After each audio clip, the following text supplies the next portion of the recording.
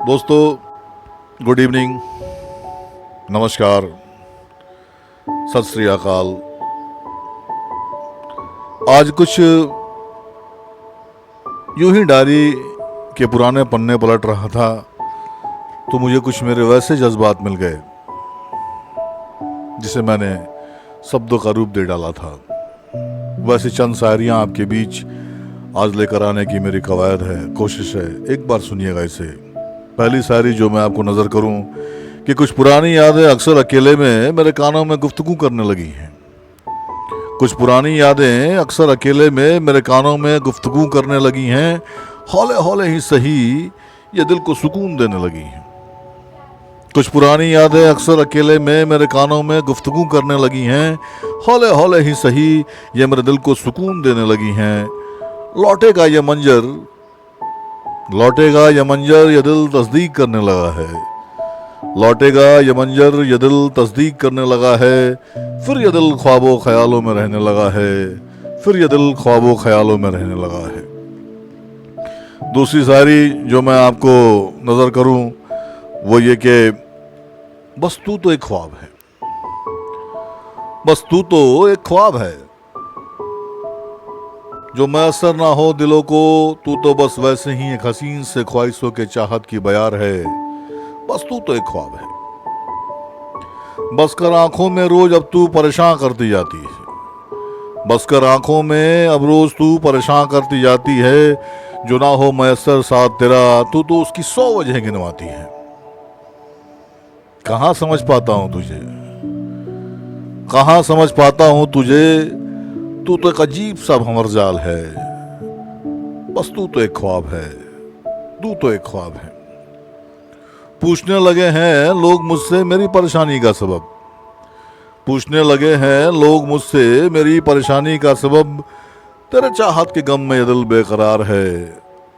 बस तू तो एक ख्वाब है, बस तू तो एक ख्वाब है।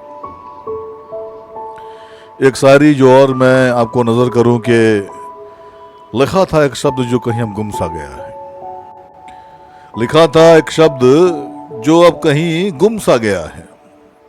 लिखा था एक शब्द जो अब कहीं गुम सा गया है। ढूंढ रहा हूं उसे, ढूंढ रहा हूं उसे। सुबह से शाम हो गई, अब तो वो मुझे परेशान सा करने लगा है। ढूंढ रहा हूं उसे, सुबह से शाम हो गई, अब तो मुझे कुछ परेशान सा करने लगा है। लिखा था एक शब्द जो अब कहीं गुम सा गया है।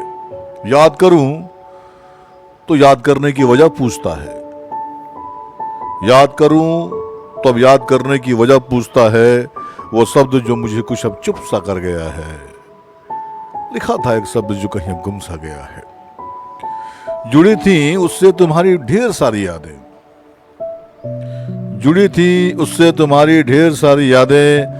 अब तो मुझसे तुमसे मिलने की वजह पूछने लगा है। लिखा था एक शब्द जो कहीं अब गुम सा गया है।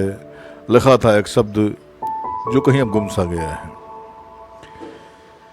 यूं ही एक बार अपनी उम्र को देखते हुए भी और अपने शायर होने के कारण जो लोगों की फप्तियां कह लो या लोग जो तंज कसते हैं कि यार ये तो जरूर किसी इसके चक्कर में पड़ा होगा, इश्क मोहब्बत वाला आदमी ही शायर बन सकता है। तो मैंने अपने ऊपर एक 2 लाइनें लिखी जो आपको नजर कर रहा हूं कि एक बार पलटकर धीरे से इश्क में अपना स्कोप ढूंढ रहा था। एक बार पलटकर धीरे से इश्क में अपना स्कोप ढूंढ रहा था। मुझे कहाँ खबर थी जमाना मेरी उम्र को देखकर मुझ पर तंज कस रहा था। जमाना मेरी उम्र को देखकर मुझ पर तंज कस रहा था। चलते चलते एक 4 लाइनें और आपको नजर करना चाहता हूं। सुनिएगा इसे, तवज्जो दीजिएगा कि किताबों के पन्ने हवाओं से क्या फड़फड़ाने लगे। किताबों के पन्ने हवाओं से क्या फड़फड़ाने लगे। कुछ झांकती गुलाबों की पंखुड़ियां बाहर को तकने लगी। किताबों के पन्ने हवाओं से क्या फड़फड़ाने लगे।